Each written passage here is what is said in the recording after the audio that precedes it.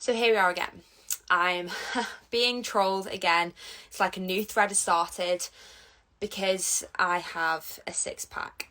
Every single post that I put up to do with abs, doing an ab workout, which is once in a blue moon, I state that I genetically don't store body fat on my upper body.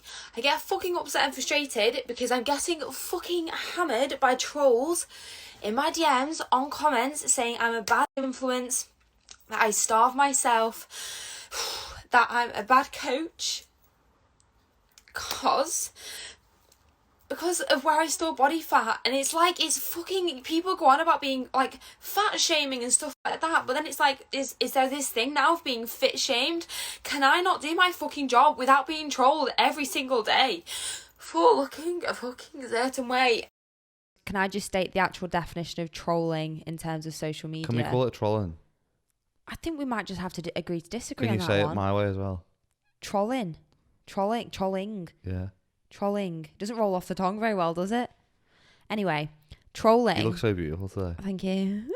Trolling is defined as creating discord on the internet by starting quarrels or upsetting people by posting inflammatory or off-topic messages in an online community. Basically, a social media troll is someone who purposely says something controversial in order to get a rise out of other users. That part's interesting because that is what happens. I think it happens where they get a kick out of it. So something happens, they say something negative, a troll will comment something with the intention of having a backlash.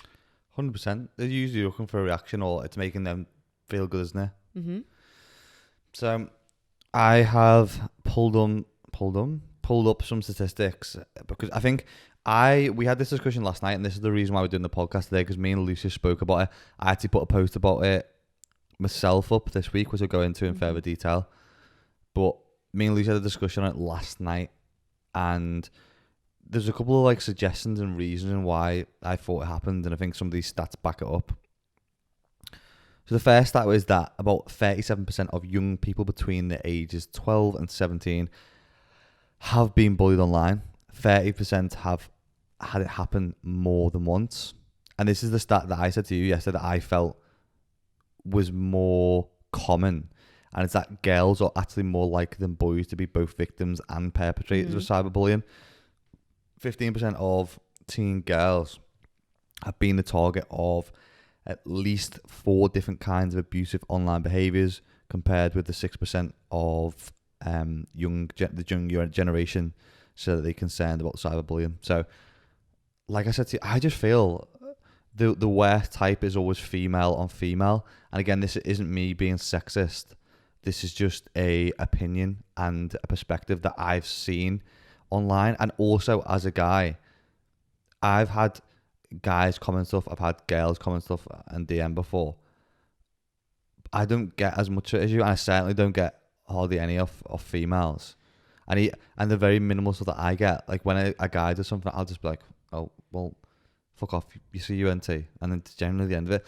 When I see some of your DMs and see some of your comments, it's so bitchy, and it's back. Do you know what though? And it's multiple comments, and the horrible, disgusting comments. And there is some guys in there, but I feel like the most toxic ones tend to be like female on female.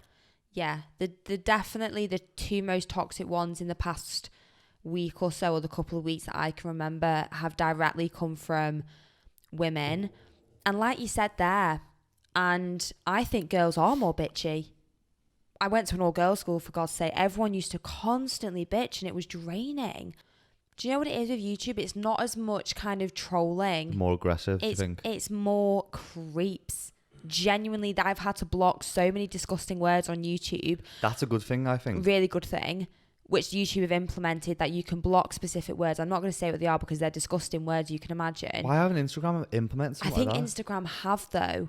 Because apparently I've had loads of DMs. I've not been on my Instagram, but I've seen loads come through saying, have you blocked specific words? I'm going to have to just ask like Lizzie or something and just say, do you know how I can block specific words? But the thing with trolling, and this is why it's so different, just kind of like negative comments and abuse, a troll is purposely going on to make a comment and cause an argument. So they have an intention to get a reaction from you. Whereas sometimes people say to me, oh, you look like a man. Oh, you're on steroids. They're kind of just negative comments that I'm just like, cool, thank you so much. I've had horrible ones, haven't I? Like really disgusting. But you kind of can just block those out. The reason that I've decided to take some time off Instagram is because it's happened quite frequently during lockdown. Like you said, like trolling has got a lot worse. It's very intense. And I was actually speaking to James Smith about this because the trolling about me happened on one of his posts. And we were discussing that people are just in a really, really bad place. Obviously, a lot has gone on this year. It's been a really hard year, and last year was also really difficult. However, that can't be an excuse for people to talk to people the way they do online in terms of trolling. So the one that specifically happened to me yesterday, and it was actually at the end, kind of like at about 2:00 yesterday, and there was a post about like abs, ab workouts, doing this, doing that. Like you guys know, I'm very open that I don't really train abs, and I've had them since I was about 5 years old. I'm very transparent with it. Why are you looking at me like that? I don't know. I'm really transparent with my approach to fitness and my very no bullshit approach, and that's what me and Ben kind of voice. That's what we share with other people.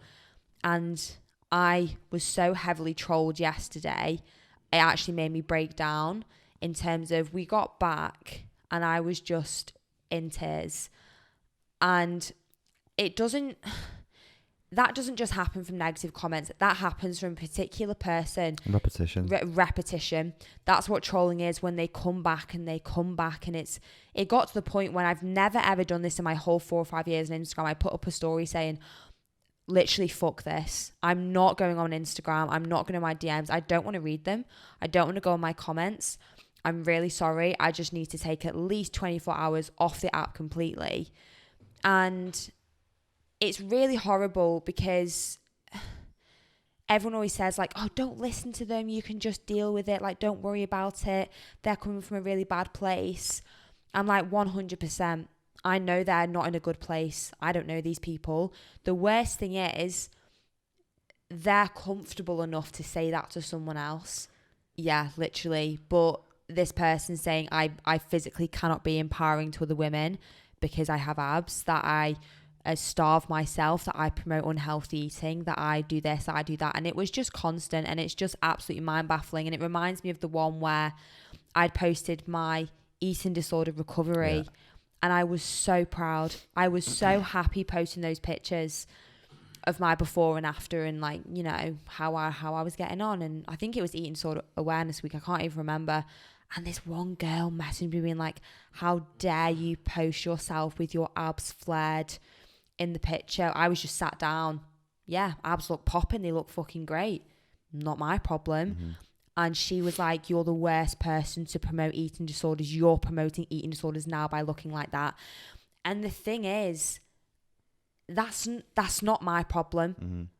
And like you said yesterday, I said to you, I'd rather not fucking have a 6-pack. If it's going to cause this much stress in my life, I'd rather not. But please crack on and tell my 5-year-old genetics, sorry, can you not let her grow up that way? Just so she doesn't get trolled. And that's the thing that's so upsetting for me, because I'm like, I can't change that. And I shouldn't. And the one thing that I think's quite weird, I guess, and this is like a common theme that I've picked up, where people just say like, don't listen to the hate, don't stoop to their level, ignore the negativity. But I think trolling has got so bad. Why should people have to ignore it?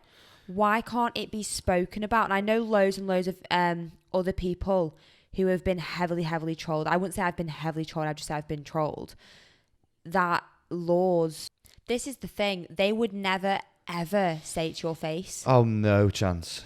0 chance. Which makes it kind of worse. Absolute keyboard warriors. Because if someone could come up to my face and say, you look like a man, I'm like, cool, thanks. Yeah. Cool, crack on, fuck off. But they don't do it. They never ever would do it to your face, which I think is why it's such a bitter thing. And I was like Googling around before. I was looking at some research into how you can actually actively prevent being trolled. And the thing that I find quite hard is that when you work on social media and it's your job, because a lot of the recommendations were to disable comments on your feed, to block so you can't get any DMs, to keep all platforms private. And the thing about that is when it's your job, you can't really do that. And 100% I agree, we put ourselves out there. You've got to expect a bit of negativity. That's not a problem. You can deal with it. When it's persistently trolling, I think it's quite hard when you work on social media because you can't just block every single comment. You can't just block every single DM. It's part of your job to reply to comments and reply to DMs. So I think I don't know the answer to that.